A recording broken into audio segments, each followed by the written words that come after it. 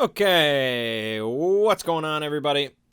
My name is Mang. Welcome back to Roll Mangging for our Shadowrun campaign. And I have another headache because I've been talking for so long today. Sundays are rough, man. Especially since I had to record Hanging with Mang twice, but I digress. Let's get into it. So, if you have watched Hanging with Mang already before this, you already know what's going on. If not, I'll just spoil it for you. This was basically our last session of this campaign. Yeah, not really a campaign. I don't think I can call it that because it was 2 sessions. Yeah, that's rough. That's rough. Ziggy apparently really misjudged his willingness or interest or enthusiasm or whatever for Shadowrun and DMing it. I think it does come down to basically interest. Yeah, I mean, I guess. Yeah, I guess it does. If you're interested in something, you will devote time to it, regardless of what that entails. If you're interested in it, you're probably going to do something about your interest. I am interested in Shadowrun. You guys probably know this. And so I've devoted a lot of time to reading about it. Like, not just the books. I mean, I've been reading a lot of rule books and things like that, but forum posts, like, constantly. Threads and forums and Reddits and all this kind of stuff about all sorts of stuff about Shadowrun. I've been reading. Ziggy, not so much. So, this was basically kind of the send-off, and I was pretty sure that this was going to be probably the last session for this stuff. I thought, okay, maybe if he really likes this, he'll do another one, but not really much longer. But then, partway into the session, Ziggy, stepped away from his computer, but his microphone is on. His microphone picks up, his conversations from across the house, and he's never muted it. I don't know if he's ever muted his microphone. I'm not sure if he knows that's a possibility. And so we, heard him saying to his wife, it's yeah, this is probably my last time DMing for a while. And it's well, okay, that's a spoiler, because the other guys hadn't really known about that yet. They thought everything was kosher. So now it's okay, well, now we pretty much know it's a one-shot, and we're going to basically treat it like that. So that wasn't great, but anyways. Damn headache. Anyways. So, okay. I guess the big problem was that we didn't have Smoov for most of the session. It was a 3-man thing. And that's not really a great send-off for a mini-campaign, 2-shot. It's a 2-shot. Anyways. So that's a bummer, and but we soldiered on because we wanted to do this. Because if we skip now, I don't think Z would it would just be, we would have no resolution whatsoever. We would just be stuck in prison, in limbo for all eternity. So we just went through with it. And so we were in prison. We were in Lone Star Jail. Myself, Smoov, and Thomas, the Pixie. And Dante was... He was a free man. Nobody knew his involvement. He was just gone. I mean, yeah, they knew his involvement, but they knew he got away, so it's not likely he's going to get caught. So he was the outside man. And so I woke up in my cell, and I find that I still have my cyberdeck. It's still in my brain, and I can still function. Everything's functioning. I can work on it, and I can send out texts. I could do anything. Anything. The world was my oyster in this jail cell. So I immediately send a message to Dante. I'm oh, did you get out? Did you get free? And he's yeah, I got out, but nobody else did. And so he contacts a lawyer, but he won't get to talk to him till tomorrow morning. So I have all night in my cell, hell in a cell, and so here it kind of came to the dilemma of, do I try to break out on my own or do I not? And I eventually decided not. I kind of was thinking about it. I was weighing my options, but it was tricky. Because likely they wouldn't give me anything in reach that has a data port that I could just plug into. So I have to wirelessly hack things against the entire security of the Lone Star Station host. So I'm likely going to get busted. And if I get busted, I had to assume maybe they didn't know about my cyber deck in my head. Or if they did know, they were permitting me to use it because hopefully I'll play nice. And if I stop playing nice, things would happen. So I was like, okay, there's a small chance that I can hack my way out of here. There's a chance I can get out of my cell. Maybe I can hack some cameras so I can help that. But then if I bump into any guard, I'm done. I have no weapons. I have no skills whatsoever other than hacking. It wouldn't be pretty. I just didn't think it was a good option. Maybe if Dante was in here and he was locked up and I could get him out, then maybe I would consider it. But no, it's me and the pixie. It's just not good. So I decided to just sit still. And Thomas, he got up and he had like his control command console, whatever, embedded in his head. So he could kind of hack shit as well. But he kind of just sat there. And so morning came. Dante met with the lawyer. Who is not Saul Goodman as much as I want it to be. Saul Goodman would have gotten us out of that no problem. He would have gotten us out, slapped a lawsuit on Lone Star, we'd all be rich, it'd be great. But no, we got some other guy. And they asked for if I had any proof that Lone Star had hired us for a job. And I was like, I'm alive, aren't I? And so I sent them like the video footage from my cyber eyes when we had first met with the guy in the bar of our meeting, of him like hiring us. And I had also sent him the text messages that guy had sent his talk to his commander. It's like, oh, I think they'll do it. They seem like a good, but I think they might go for $12K or something like that. So I'd sent him those text messages. It was good evidence. And so the lawyer's like, all right, let's head over to the Lone Star. But while that was going on, me and Thomas, we were let out of our cells. We were led to like an interrogation room where we met with the Commander McGrath or whatever. And so we chat with this guy, and I, of course, am being uncouth. I'm not really being too friendly about the whole thing. Swears and shit going down. And basically, he like lists all the charges against us. And there was a bunch of charges. We did illegal shit, and we had illegal weaponry and blah, blah, blah, and equipment. I had a lot of grenades and stuff. He also included assault of a Lone Star agent, which we definitely didn't do. And then I was like, that's bullshit. Like, okay, because I grappled the helicopter. Not a single agent got harmed in any way, but the guy shot me in, like, the chest. So that's nice. But anyways.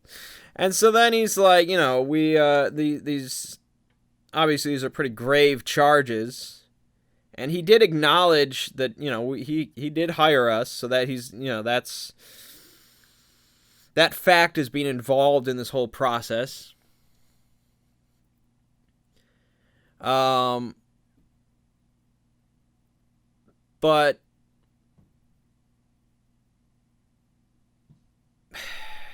I'm like, I don't remember what he said, but my rebuttal was like,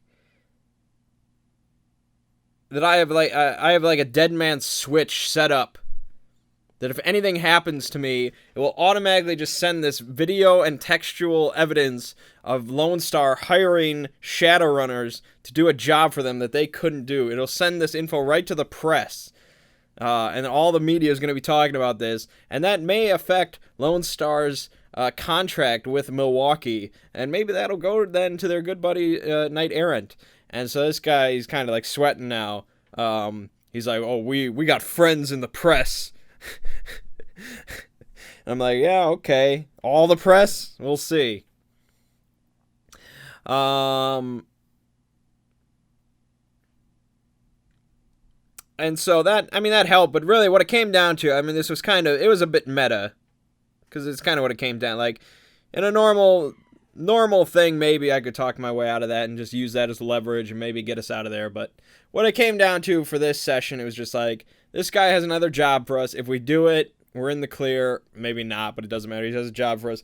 If we refuse, we just kind of sit in our cells, and that's the end of the session. We have to agree to the job, and no matter what we do, no matter what we say, is what it comes down to. So I didn't really fight it too much, because I know it's like, you know, it's just kind of a meta thing when it comes to role-playing games. At some point, you just need to realize this is what's going to happen. A lot of stuff, it doesn't go like that. A lot of stuff, you're under your own kind of free will. You do your own actions. You create the story. But sometimes when a DM has something planned, you need to recognize it and go along with it. That's just how it is. Really open world sandbox games tend to have a lot less of that. Whereas railroady games, that's basically all it is. But yeah, I'm like, okay, this is what's going to happen. Let's do it.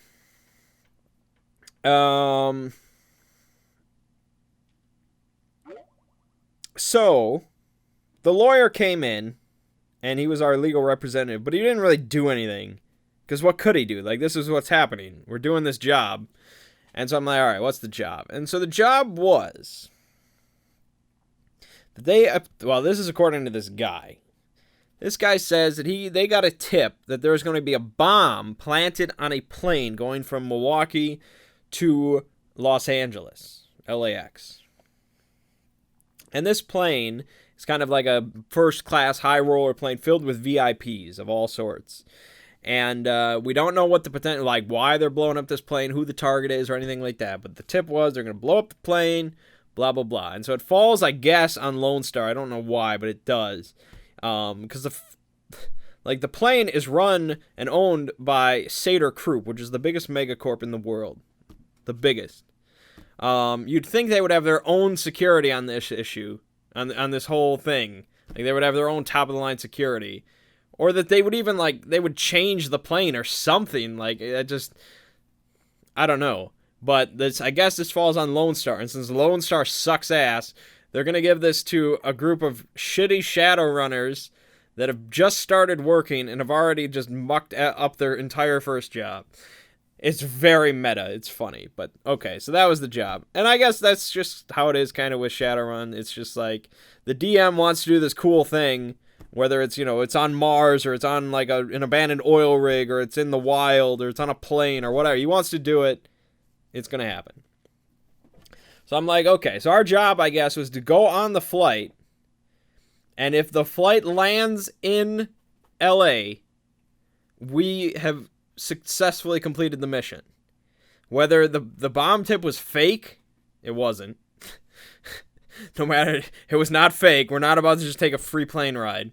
The bomb tip was not fake. But if we landed there and it was fake and nothing happened, we complete it. Or if we disarm the bomb or whatever, we neutralize whoever's doing it on the way, we win. If it blows up, we all die, whatever. Okay. So I'm like, all right, sure, let's do it. And so, immediately after this guy leaves the room, I just send a text message to everybody, and I'm like, we're going to hijack the shit out of this plane.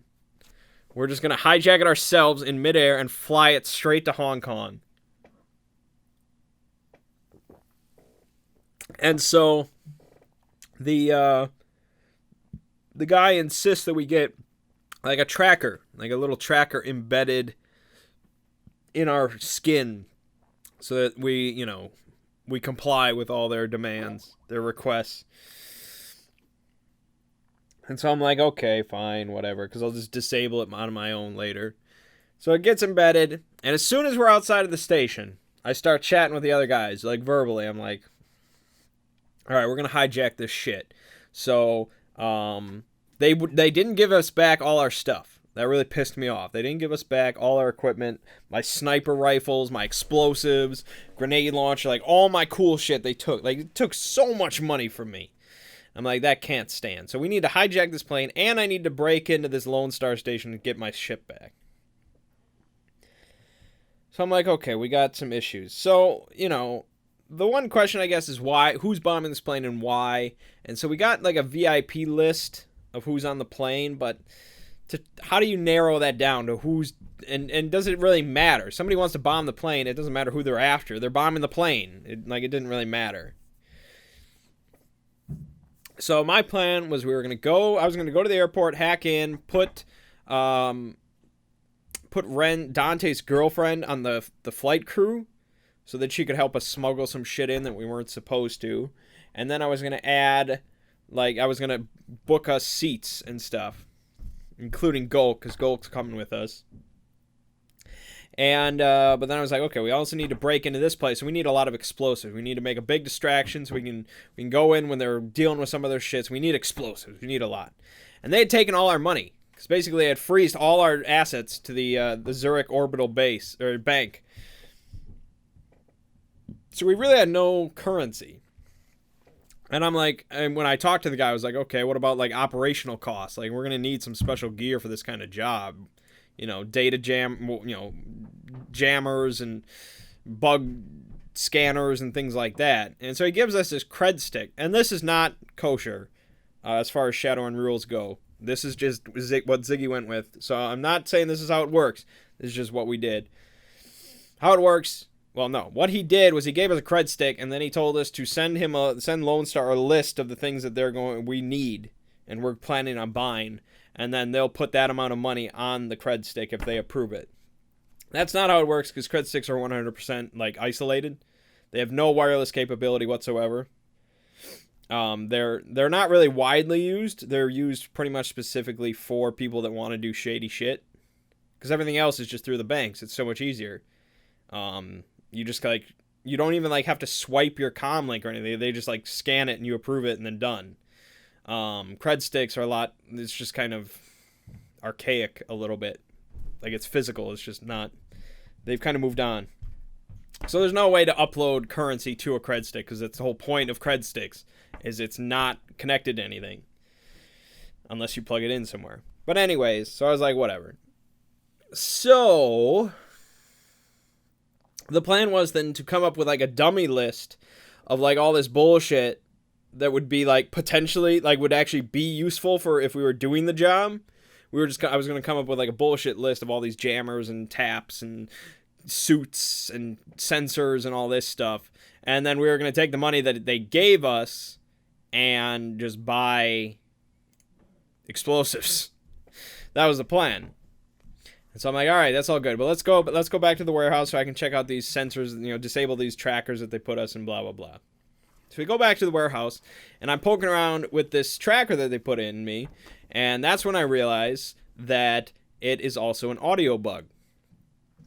So it has been listening to everything that we have been saying out loud, funnily enough, right outside the Lone Star station, but either way, they heard everything we said. So I'm like, well, shit. Every single plan has been changed. So I immediately disabled the audio, although I didn't just disable it, I kind of spoofed it. They'd figure out pretty quickly that I had messed with it, because all they would hear is just silence, as if I just muted myself. But yeah, I silenced our thing so we could talk normally, but text messages were also used. And so then the plan changed. I'm like, okay, so now I don't have any of my shit. I might be able to get money if they go along with this still and want to...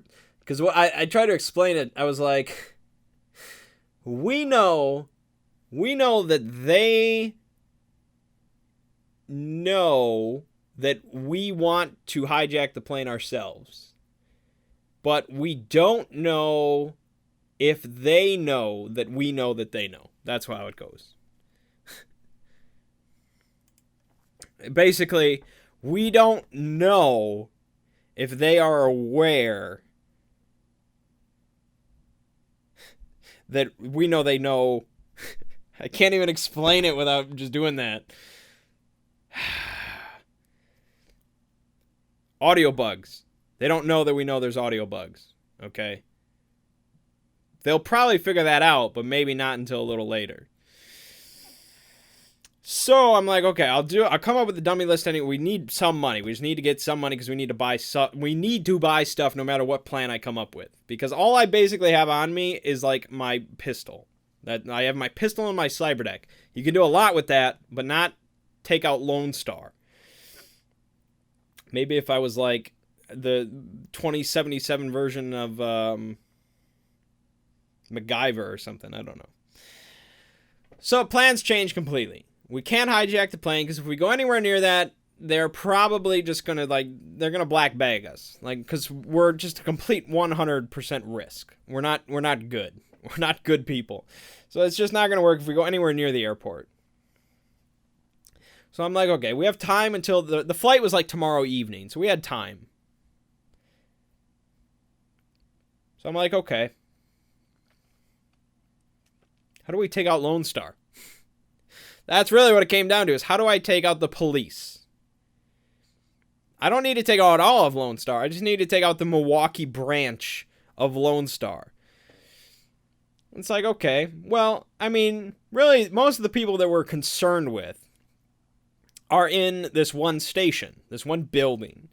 And really, if we take out the building, the people that were concerned with us they would have bigger concerns at that point. We need to do something drastic.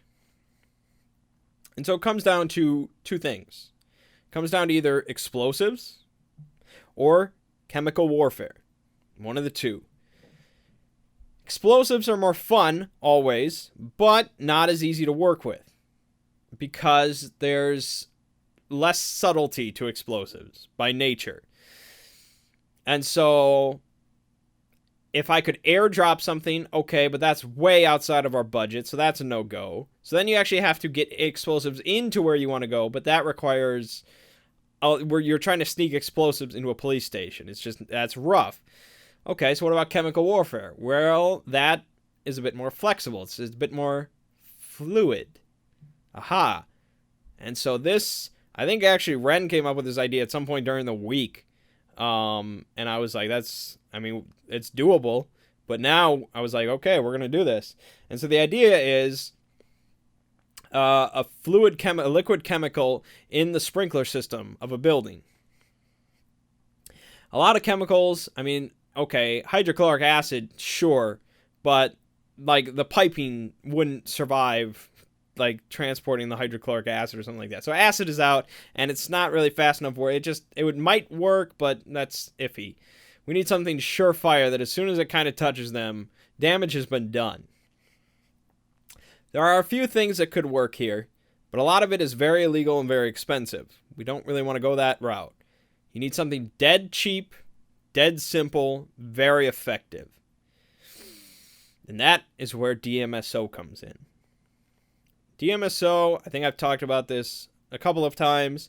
I reference yet again Spoonie's Counter Monkey video, the Squirt Gun Wars, which is all about DMSO, dimethyl sulfoxide or sulfroxide, something. Jesus, I don't even know what it is. Dimethyl sulfoxide, that's what it is. And so this liquid mixes with any other chemical or drug or toxin or anything you want, and it becomes a contact vector compound, which means that it is absorbed through your skin. So basically, think of just anything. Think of any drug, any poison, any toxin, anything, and just imagine it going into your bloodstream just directly through your skin. Think about the effects. Yeah, okay. You can think about the basic stuff like arsenic, okay. Or, the basic poisons or toxins or things like that. You can also think of drugs, and I've been using that. So you have like kamikaze that's just real quick, and you can put that shit in grenades. And so you have just like a splash grenade that puts DMSO and meth or something, and just suddenly everybody is just high on meth instantly because it's straight into their bloodstream. So you have stuff like that, but I want you to take a step down even from that. Household products. Because you don't often think about that, but really, like a lot of stuff just in your bathroom, in your kitchen, under the sink, like just think about it, drinking it. Like that's bad enough. But straight into your bloodstream, terrible. Like I don't even, like a lot of it is like, I don't even know. You have to be like a fucking biologist or something. Like, hey, what happens if I absorbed shampoo straight into my bloodstream? What would go on? Like, I don't know. Probably nothing good. Nothing good under your sink or in your bathroom or anything. If you absorbed it straight into your bloodstream, would be very good for you. But there's a really cheap, plentiful option, and that is, of course, bleach. Because as your mama may have told you, you shouldn't drink bleach. But what if you put bleach right into your blood? Probably not so great. And so that's what we did. We bought about $1,000 worth of DMSO, which is quite a bit. And we bought a whole bunch of bleach. Think about how much bleach you get for $1,000. Quite a bit. And so we bought a bunch of bleach. Bleach, of course, you can just buy at the gas station or whatever. You can buy at Walmart all you want. I mean, somebody might ask questions, why do you have so much bleach? But it's like, I don't know, I had a party and shit happened. DMSO is only 5R rating for availability. It's restricted, yeah, but as far as illegal things go, or hard to get, it's pretty easy. You can get a bunch of DMSO, and this really dangerous shit, so it's kind of surprising. So we got a bunch of DMSO, got a bunch of bleach, mixed it together. You don't have to be a chemist to do it.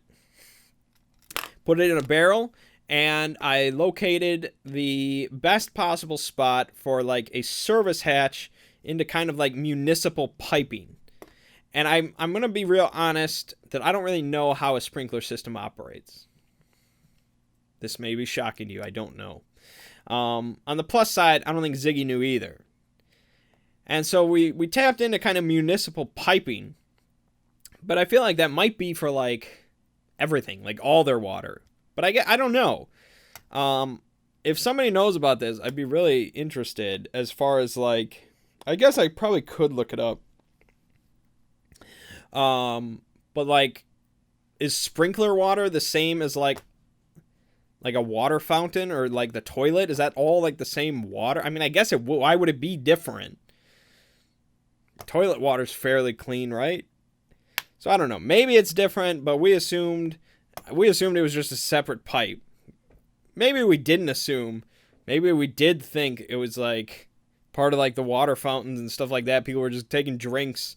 Like they were getting like a glass of water and it just happened to be pure bleach and DMSO. They died instantly. I don't know. Like we didn't take long before we set off the sprinkler system, so it didn't really matter. But anyways. So we go to this kind of, this maintenance hatch, and this maintenance hatch was for like, not like a hub, but like it had multiple branching pipes off of here. And so a bunch of different buildings kind of branched off for their water municipal needs, blah, blah, blah. And so we go, I edit the camera, I spoof the camera so it's just kind of looping footage. I get into the very easy service lock, and we're next to these pipes. And there's no way for me to just like only access this one pipe and like siphon into it and pour our own mixture or anything like that and close off the valve to the direct supply or whatever, kind of isolate it. There was no way for me to do that. So, of course, we had to bring out explosives. And what the cops didn't take, because it was at the warehouse, it was all of my det cord. And I love my det cord. My detonation cord, it's great. So I just take like a little bit of circle of that, put it on this pipe, and kind of rigged it up to kind of like, not a cutting charge, like a breaching charge, I guess, like a mini breaching charge. And while I'm setting this up, this freaking beat cop shows up, like, hey, what are you guys doing over there? And so we tried to say, little nighttime maintenance. But none of us are wearing maintenance uniforms or anything. We all just look like thugs. So he tries to pull his gun on us, but we, of course, have Dante on our team, who's basically Neo, if Neo was really deadly. And so Dante just, like, shot him with a stick and shock round really quick and knocked him out. We finished my detonation charges. We blew it up. We got access to this pipe. We poured in our mixture. Then we drove over to the station, and I located from like their evidence locker where they were holding all my shit. And actually I skipped a part, but I'm gonna go ahead with this. So they were holding all my shit, and I found just like an incendiary device, or even like a smoke grenade. Like, just like a smoke grenade that they took from somebody as evidence or in the lockup or whatever. And it still had wireless active. So I just found that. I hacked into it because that's pretty damn easy. And it just activated the smoke grenade or whatever. And that set off all the sprinklers, which killed about 75% of the people in there. Pretty much instantly. Probably not too pretty. And we drove off quickly after that. What I didn't tell you, because I forgot, was before we went to the maintenance hatch area, we had gotten text messages from the guy that we did the casino job for. I don't know if I'd really talked about that. But basically, part of our backstory as part of our group creation, we had all done a job together at a casino where we basically kind of broke in and fucked with their servers and basically cost them a lot of money. It was kind of like really, really poorly done Ocean's 11 type shit. And so we did that kind of for like a little corporation who hired us. And so the CEO of that corp was one of our contacts. Or I don't even know if he was the CEO. He was like the district manager. He was a corporate manager. Regional manager. That's what he was. He was a regional manager for this corporation. So we all had him as a contact. And so this guy sends us a message like, hey, I want to talk to you guys. And so we meet with him. Or actually, Dante meets with him because I was busy. Dante meets with this guy. And this guy basically, he comes in a van. And he gives us all of our shit that Lone Star had taken. Like everything. Even like the super duper sniper rifle that I had desperately wanted. He even had that. And he's like, oh, it's just a favor. And it's like, yeah, it's like 130,000 new yen favor this guy just did. Because apparently he had like bought it all from Lone Star. Because he routinely did that where his corporation bought like used like evidence and stuff like that from Lone Star. So he had bought all this shit and he gave it back to us for free. Now, this, of course, was just Ziggy meta one-shot kind of mentality where he just wanted us to have all our shit. I get it. This wouldn't have happened in a full campaign. But it's like, okay, wow. And he kind of just drove off, and that was the end of it. He's like, he said that it would be nice. It would be nice if one of the Ares VIPs on this plane, had an unfortunate accident. That if you could do me that favor, and I'm like, okay, we're never going near that plane, but sure thing, buddy. Which I guess makes sense because then the bomb's going to explode and he's going to meet his accident, and there you go, we did a job. But anyways, he gave us all our shit back, which was good. So so we did chemical warfare on this Lone Star place, and we drove back to our warehouse because now the plan was like, okay, we cleared it out, we can lay low, and we can figure something out. We can't go near the plane because we have to assume they still have shit locked down there. But maybe we can think of something. Unfortunately, we get back to the warehouse and we find out that there are many squad cars and SWAT vans approaching us. Apparently, they knew about this.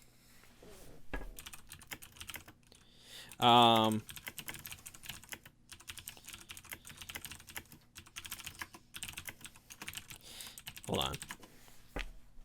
Okay, so it's like, all right, shit's about to hit the fan seriously. So the question is, can we just stand here and make us fight the police, like high threat response teams and shit? The answer is no. The answer is no, 100%. So how do we make our escape?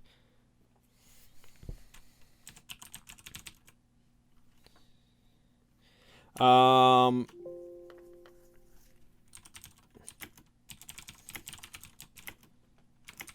on. There's no sewer entrance or anything like that, so we can't go through that place. We could try to just go out back and weave our way through like the warehouses, maybe do that, but shit's coming to a head here. And it was getting somewhat late, not incredibly late, but it was like, okay, we can just do this. So then, also around this point, Smoov showed up. And we find out very quickly that he has a cranial bomb installed in his head. And cranial bomb is interesting. I could probably mention this in the other shopping video. I would probably get to that at some point, but I'm going to mention it here. It's actually called a cortex bomb, aka cranial bomb. An illegal method of coercion, cranial bombs come in 3 flavors: kink, microbomb, and area bomb. Kink bombs are designed to damage only part of the victim's head, either rendering specific headwear useless or damaging the brain to cause blindness, stuttering, hearing loss, or some other trauma. Of course, sometimes when something in your head explodes, things don't go exactly as planned, and the result is a bit much. The microbomb version is just powerful enough to kill the unfortunate bearer. Area cranial bombs kill the victim, and they also affect a blast area exactly like a fragmentation grenade. The bombs can be remote or time detonated, or even set to discharge by sound recognition. If installed in cyber limbs, these bombs are designed to destroy specific components, the entire limb, or blast the area and damage the bearer. That's a cortex bomb. They are highly illegal and highly expensive. A microbomb, which is designed to just kill a person, is 16 forbidden, and it costs 25,000. So you don't just put these on anybody. They're also incredibly difficult to get rid of. That's kind of the purpose. Because they're kind of a thing like, do what we say or you're fucking dead. Like, that's exactly, like, it's a big deal in Shadowrun, like, as far as the game goes. Like, if your character has a Cortex bomb forced upon them, that's like a big deal. You can maybe get it removed by like a highly talented cyber doctor, but it's tricky because a lot of them will install like extra anti-tampering modifications so that like if you touch it, it will like blow the surgeon's hand off or something like that, and you'll be dead, and it's just terrible. Or there are things like, you know, if you even, because you have to like go into the head, like it's like physically just attached to your skull, like it's serious business. And I know Ziggy just really loves the idea of them, and it is a very interesting plot device. And if this is if this wasn't a one shot, this was part of a full campaign, it would be a huge dick move. Because there's no way Lone Star would just do this entire operation. And they didn't even have that much time to do it. But yeah, so okay, he's got a Cortex bomb. And he also has an implant in his eye, like behind his eye I guess they gave him cyber eyes or something like that. I thought he already had them. I don't know what it was. It was an implant. And it's basically, it was a video and audio recorder, and somebody was watching, so they could see and hear everything. So, that didn't make us too happy. So, we basically just locked him in the bathroom real quick. We just put, like, a big crate in front of the door. It's like, okay, SWAT's outside. I don't know what to do. We're up shit creek. So, what I did, I was like, okay, there's no way we can ever stand and fight these guys. We'll get gunned down immediately. So, we need to ride out of here.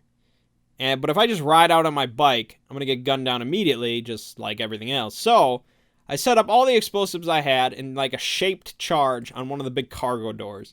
So it kind of like faced outward. So this door was just going to go across the street, basically. It was going to be a big outward explosion. And then I got on my bike on the other side of the warehouse, like facing this door. And the others knew exactly what I was thinking. So they got in the Americar that they had, and they were just like right next to me. So it's me riding on my bike with Gulk like holding on for dear life with one hand and his other hand holding an Uzi. And then you had Thomas, the pixie rigger, was like rigged in to the Americar. And then you had Dante with like my grenade launcher and his girlfriend in the Americar. Smoov locked in the bathroom. I think he did like find a window and he did like break out, but like his involvement somewhat ends in this story. So they start they build like a perimeter in front of the warehouse, and they start like lobbing grenades at the cargo doors to like make an entrance, but the one grenade of course sets off all my explosions. A big explosion, and I just like rev it up. I put the throttle on full, man, and straight out that cargo door through the fire and the flames. So I come just like a bat out of hell, just out of this warehouse, right out of an explosion, smoke everywhere. Like 3/4 of the cops are down because they were all kind of clustered there for some reason. And the few that are still remaining fire some shots. I get hit by the first set of bullets, and I go down. I start bleeding out. And I'm driving this motorcycle. But it's a one-shot, so we didn't end it like that. So Gulk, amazingly, like, he ditched his Uzi, and he managed to take hold of the bike somehow. And he, like, took an injection of nitro, which is like it's basically like, it's like an adrenaline shot for trolls, basically. It's like, it's a serious concoction of shit. And he just, like, jacks it into my neck. And so I instantly awaken, and I regain control of the bike, but in like 30 minutes, if I don't receive any medical care, I will just die from this shit. Like, this nitro will kill me. So, while that's going on, the Americar follows behind me, and So how it worked, it was kind of interesting because I don't really know how it worked. We kind of made up some house rules, I guess, for how it works. Because it was a question of, I guess, they're shooting at the people in the car. But if they miss the people in the car, they're probably hitting the vehicle. Okay, I mean, that's how we kind of figured it. Thomas was rigged into the vehicle. He was one with the vehicle at that moment. And so, if a vehicle or a drone that you are rigged into takes any boxes of physical damage, the rigger takes half of that damage as biofeedback damage, just to his brain. Now, he gets to resist it using some rolls, but he still, he is one with the vehicle. And so, so like the first shots that were fired at this vehicle, they were all doing like full auto with machine guns. It was crazy. Like there was no way. So the first shots from like this full auto thing, they hit Dante, and he takes like 8 points of physical damage, that's quite a bit. Like another one of those, he will die just instantly. So it was like, oh god, Dante dies in a car? That's sad. And he had his grenade launcher like ready to go. The second volley hits the car and actually does not do that much damage, although I think we kind of fudged the rolls. Because the third one, we kind of figured the rolls out properly. I was like, oh no, this is what you should be doing. Because, well, I guess I'll summarize because, I like to be rules correct. So normally, if you do full auto, which is 10 rounds, that's what it is. It's 10 rounds of bullets. If you do that, the defender, for their defense roll, takes -9 to their defense roll. They get 9 less dice, which means you're probably getting hit by this volley of bullets, which makes sense. See? Rules making sense. However, the run and gun book offers an alternative option for these kind of rules. And so that one, I guess, lets you, instead of doing the -9 to the defense, lets you add 9 damage to the offense. So it adds 9 to the damage value.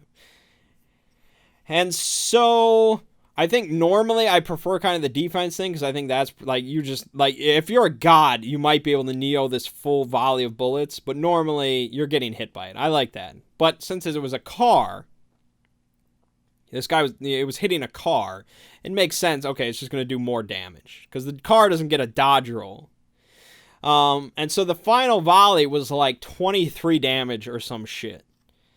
And it hit the car, and it pretty much didn't, like, the car was dead because it rolled shit. It gets to roll for its like armor and its body and its structure and that. It has its own stats. Because that, like a regular car is a lot weaker than like an armored van. And so they have numbers to represent all this, which is why it's good. So it failed its kind of armor body roll pretty badly. So it took like 21 points of damage. This car was done. Not necessarily exploding. I mean, certain games, yeah, every car will explode if that's how you want it to be. But normally it'll just kind of like too many shots to the engine block or something. It's done. It stops moving. However, the poor rigger, he took half of that damage as biofeedback. And then, if the car or drone is, like, killed or destroyed, which this car was, you get dump shock as well. And so he had to resist, like, I don't know. He had to resist a lot of damage with not very high rolls. And so I don't think he even bothered rolling. Like, he was done. It was done. He was done. He probably might have been just unconscious, but either way, done. So then you have Dante and his girlfriend just in the car that is dead. And so he just pulls out the grenade launcher that I had and shoots like a high X round just under the SWAT van. Whole big explosion. And pretty much everything is wiped out except one guy who's like chasing after me on my bike. And I'm almost out of there. So Dante just like shoots him in the back. They get away. I get away. Pretty much the end. So the survivors were Dante and his girlfriend and me and Gulk. That's what it came down to. What happened to Smoov, you might ask? Oh, I'll tell you. Well, Smoov, as a player, he was really tired, apparently. He showed up, like, very late. He was only there for, like, 45 minutes. So, he comes in. He gets like a cranial bomb installed in his head, and then he gets locked in a bathroom. So it wasn't very exciting. So he was like, "Oh man, I'm pretty like I got to get up at 6 a.m. Blah blah blah." So he basically he gets out of the bathroom. He goes outside. He comes around the corner, and he just starts shooting his gun. No, what he does is he does a called shot to one of the car's gas tanks or whatever. And he manages to succeed by burning all his edge. And so he blows up the car with one shot, and then he just gets killed in a hail of bullets. No, I keep messing it up. We thought it was a hail of bullets, but actually his cranial bomb went off for some reason, so he died instantly. And that was Smoov. So we all got out, and Ziggy pretty much asked us, he's like, what would be your, what's your next plan? What's your grand plan after this? And so I said that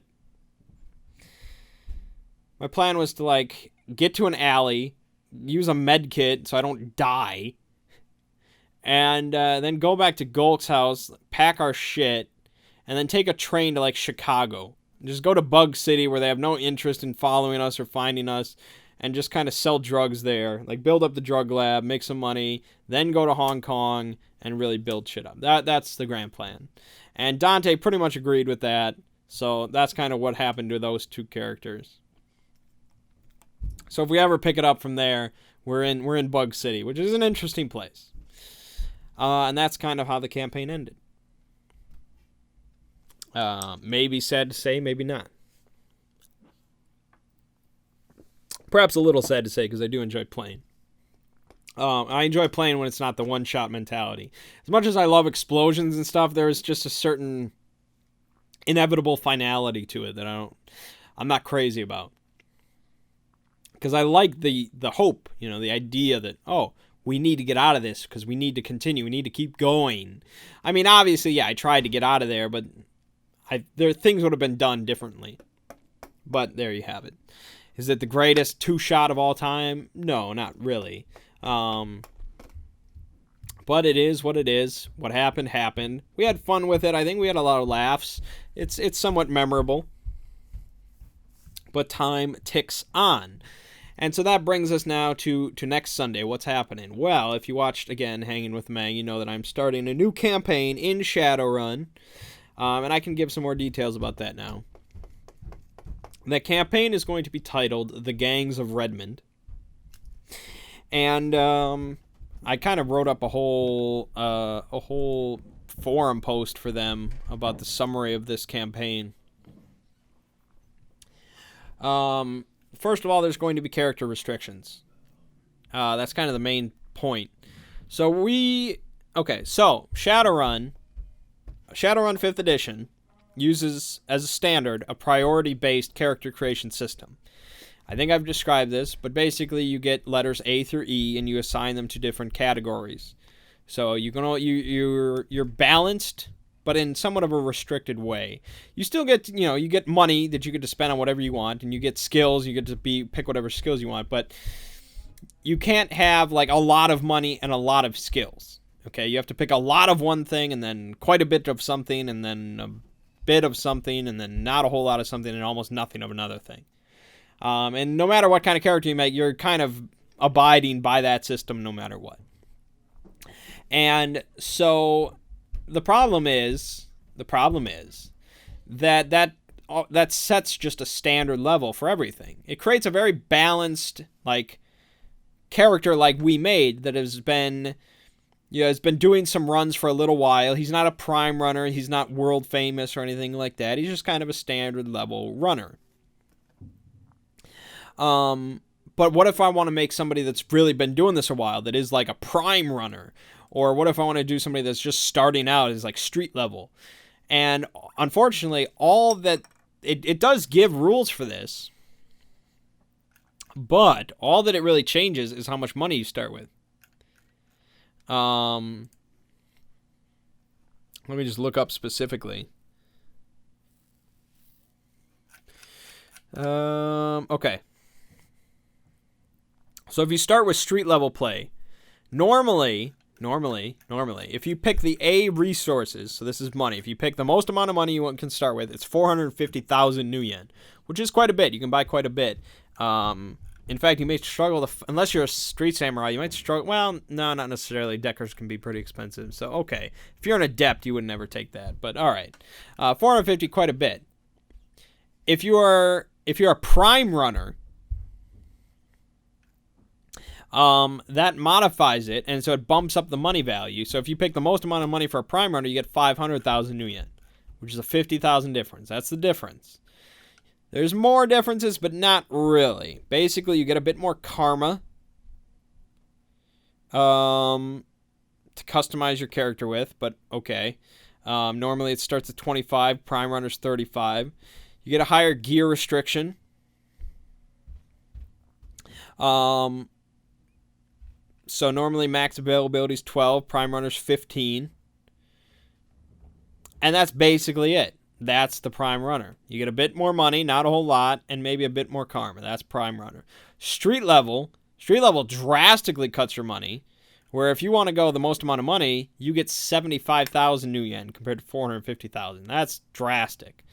And then you get a bit less karma, and you get to buy a bit less available stuff, and that's it. That's street level.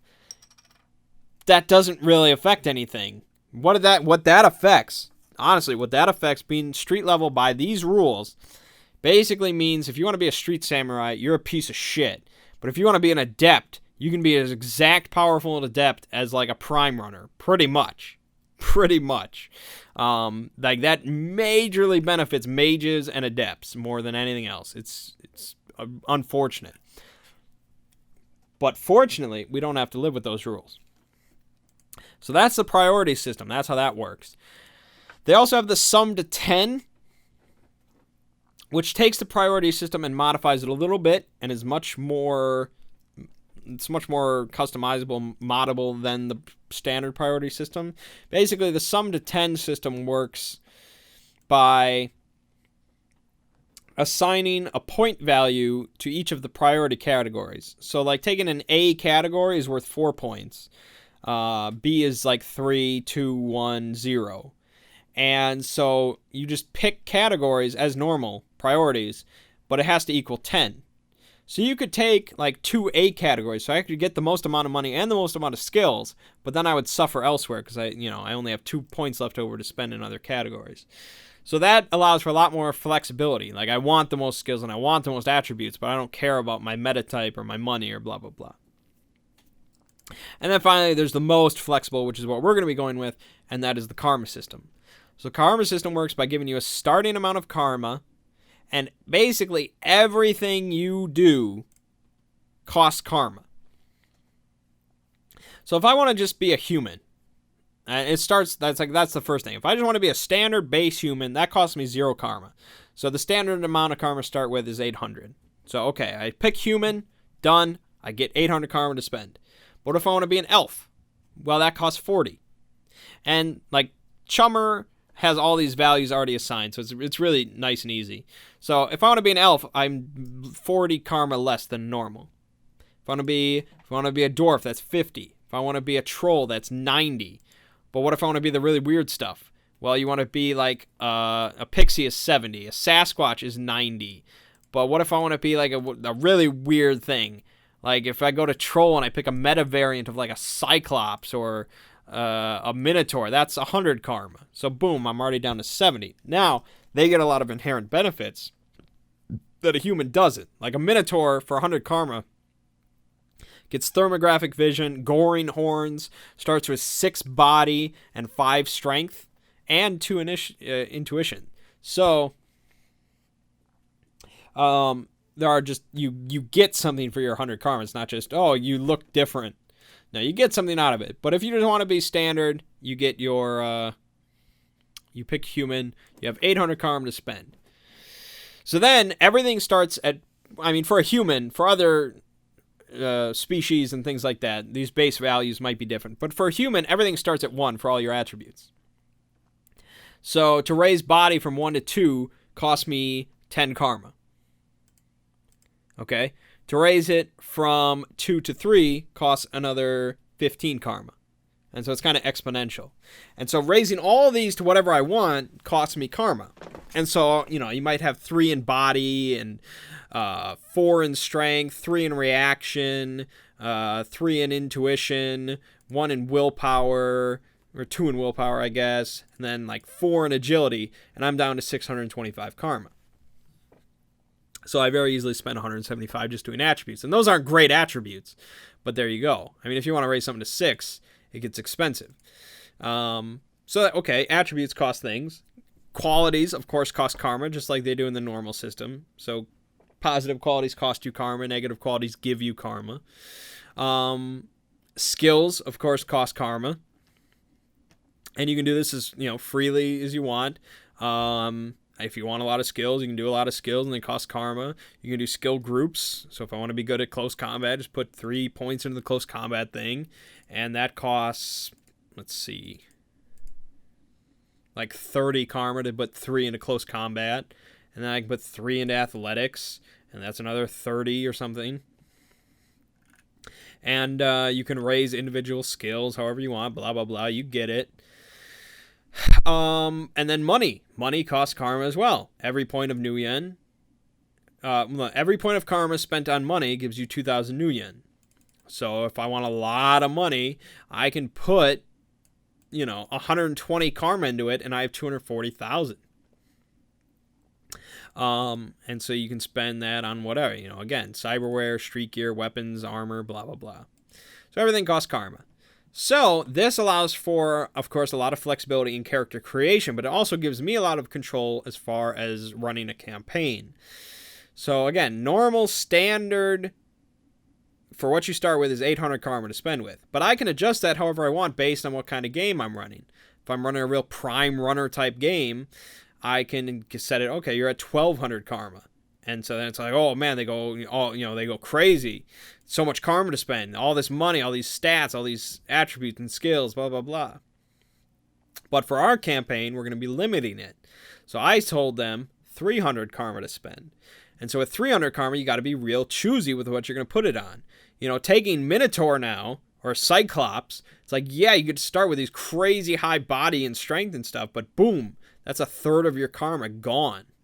And so then I also set restrictions on you can't have an attribute or a skill higher than 4. And you can't spend more than 20 karma on money. So I really want them to be just like street thugs. And they've managed to rake together some things throughout their life. Depends on where they got it. Maybe they just gathered enough money to buy in like a black market AK-47 or 97 or whatever. Maybe they have used cyberware, or maybe they have like a trainee cyber deck, or things like that. Maybe they have a vehicle, but it's real shit, blah blah blah. Actually, how much do vehicles cost? Well, you can get a scooter for 3,000. What else? What about just a car? 12K. Okay, 12K. You can get a car for 12K. And so the max amount of money then they can get is 40K to start with. So if they really wanted a car, they could have a car. It's somewhat, dangerous because it's very easy to just get stolen. But like in a campaign like this, everything that's worth a lot of money, you will guard it with your life. Like, it's very important. And to curb adepts, so that adept is not just automatically the best thing ever, I said that you can spend the max amount of points you can spend on a single adept power is 2. So adepts basically get a certain number of power points that they get put into powers. And so you can put like 3, 5 points or whatever into a certain power, and it just gives you insane bonuses to do Neo shit. But I limited it at 2 per power. They still might be powerful, but we'll see. Much less than in a normal game. And I set the availability max at 6. And I think 6 is a good number for this. Because if you look at weapons, 6 stops them from getting a lot of the crazy shit. Like a lot of explosives and stuff are just out of their reach.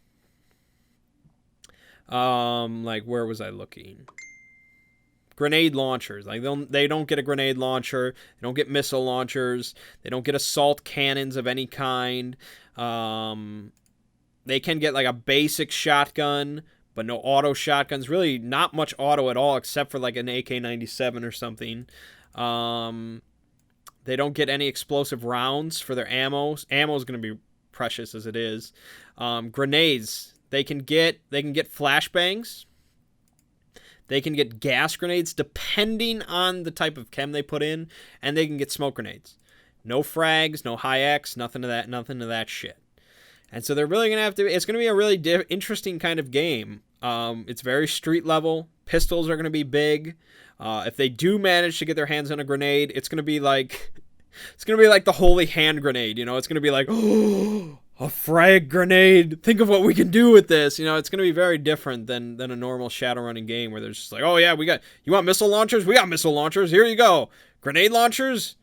Assault cannons? Here you go. You know, it's going to be quite a bit different. And so it's basically going to revolve around gang warfare in the Barrens of Redmond.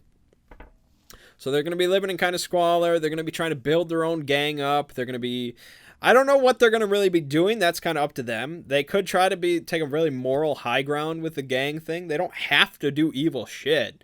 But it's going to be tough. It's going to be tough for them. They are in this lifestyle. They are surrounded by very evil, merciless gangs. So if they want to kind of go on the moral high ground, it's going to be tricky. Not impossible, but tricky. Because the lifestyle that they're in expects them to be dealing drugs and prostitution and muggings and racketeering and all that kind of, typical gang stuff.